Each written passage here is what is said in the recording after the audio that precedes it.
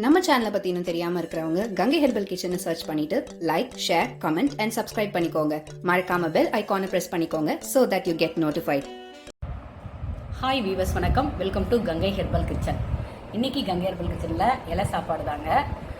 சூப்பராக, சிம்பிளாக, ஹெல்த்தியாக, பிபி இருக்குது, சுகர் இருக்குது, வெயிட் லாஸ் பண்ணுறோம் அப்படின்றவங்க, சின்ன பிள்ளைகளுக்கு ஹெல்த்தியான சாப்பாடு கொடுக்கணும் அப்படின்றவங்க எல்லாருமே நம்ம ரெசிபியை ஃபாலோ பண்ணலாம். நம்ம வீட்டில் என்ன டெய்லி சமைக்கிறோமோ அதுதான் உங்களுக்கு நான் வீடியோவாக கொடுப்பேன். வெரி சாரி, என்னால் இவ்வளோ நாள் வீடியோ கொடுக்க முடியல, கொஞ்சம் ஒர்க் இருந்ததுனால. ஓகேங்களா? இப்போ என்ன பண்ணுறேன் அப்படின்னு பார்த்தீங்கன்னா, என்ன சமையல் பண்ணியிருக்கேன்னு பார்த்தீங்கன்னா, நான் இந்த சிம்பிள் சாம்பார் ரெசிபி நான் உங்களுக்கு கொடுத்துருக்கேன். இங்கே பாருங்கள், இந்த மாதிரி காய் நிறைய இருக்கிற மாதிரி பார்த்துக்கோங்க.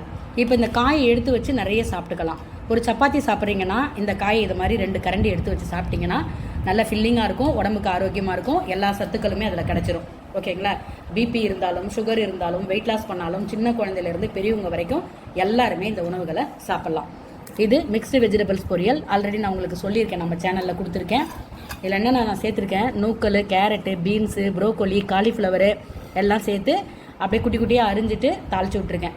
எண்ணெய் ஊற்றி கடுகு போட்டு, ஜீரகம் போட்டு, கருவேப்பிலை, பெருங்காயம் போட்டு, வெங்காயம் போட்டு தாளித்து விட்டுட்டு, காயை போட்டுட்டு, கொஞ்சமாக சாம்பார் பொடி போட்டு, உப்பு போட்டு, லைட்டாக தண்ணி தெளிச்சுட்டு மூடி வேக வச்சு கிளறி எடுத்துட்டோம்னா அருமையான மிக்ஸ்டு வெஜிடபிள்ஸு பொரியல். இது வந்து ஈவினிங் ஸ்நாக்ஸ் ஆகும், சாப்பிட்லாம். 11 o'clock எடுத்துக்கலாம் ஒரு கப்பு. 3 o'clock நீங்கள் காஃபி டீ அவாய்ட் பண்ணிட்டு இந்த மாதிரியான காயும் ஒரு கப்பு எடுத்துக்கலாம். இது வந்து உருளைக்கிழங்கு. இதில் என்ன பண்ணியிருக்கேன்னா, உருளைக்கிழங்கை ஆஃப் பாயில் வேக வச்சுட்டு எடுத்து தோல் உரிச்சிட்டு தேவையான அளவு கட் பண்ணிக்கோங்க.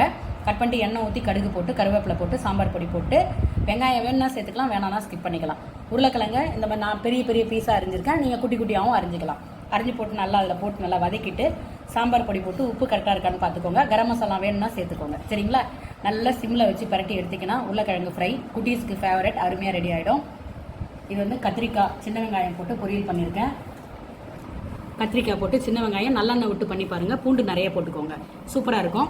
இன்னைக்கு சமைச்ச காய்கறி எல்லாமே ஃப்ரிட்ஜில் வைக்காத காய்கறிகள், அப்படியே வாங்கி அப்படியே சமைக்கிறது. இதில் எல்லா காயுமே போட்டுட்டுனா, கீரை, பாலக்கீரை கடையல் நம்ம வீடியோவில் பாருங்கள், செக் பண்ணி பாருங்கள் எப்படி பண்ணுறதுன்றதை போட்டிருப்பேன். நம்ம நிறைய பேர் கேட்டிருப்பாங்க, பசுமை நிறம் மாறாத கடையிறது அப்படின்னு, அதுவும் நான் போட்டிருக்கேன். இது பருப்பு ரசம், நிறைய ரசம் ரெசிபி நம்ம வீடியோவில் கொடுத்துருக்கேன். வேணுன்றவங்க ட்ரை பண்ணி பாருங்கள். ரசம் இல்லாத ஒரு உணவு வேண்டாங்க அப்படின்னு ஃபாலோ பண்ணுற நம்ம சேனலில் இருக்கிறவங்க எல்லாருக்குமே தெரியும். நீங்கள் ரசம் டெய்லி சாப்பிடுங்க. ஒரு கப்பு 11 o'clock எடுத்துக்கலாம், 4 o'clock ஒரு கப்பு எடுத்துக்கலாம் ரசம். ஓகேங்களா? சாப்பாட்டில் தான் போட்டு சாப்பிடணும்னு அவசியம் இல்லை. தூயமல்லி அரிசி சாதம், இதோட கூட நீர்மோர், இதில் எல்லா ரெசிபியுமே நம்ம வீடியோவில் கொடுத்துருக்கேன். அதனால தான் உங்களுக்கு நான் சொல்லலை. இப்போ இந்த நம்ம புதுசாக பார்க்குறவங்களுக்காக இது காய்கறி எல்லாம் எப்படி பண்ணுறதுன்றத ஒரு ஐடியாவுக்காக கொடுத்துட்டேன். வேணுன்றவங்க ஃபாலோ பண்ணி பாருங்கள். இதோட கூட நீர்மோர் ட்ரை பண்ணி பார்த்துட்டு உங்கள் பதிவை சொல்லுங்கள். மாத்திரைகள், மருந்துகள் சாப்பிட்டாலும் கூட நம்ம சாப்பிட்ற உணவில் தான் எல்லாமே இருக்குது. நம்ம வாயில் என்ன போடுறோமோ அதுதாங்க நமக்கு நோய். அதனால் உணவை வந்து இந்த மாதிரி எடுத்து பாருங்கள். வேணுன்றவங்க ஃபாலோ பண்ணி பாருங்கள். பார்த்துட்டு உங்கள் பதிவை சொல்லுங்கள். நன்றி.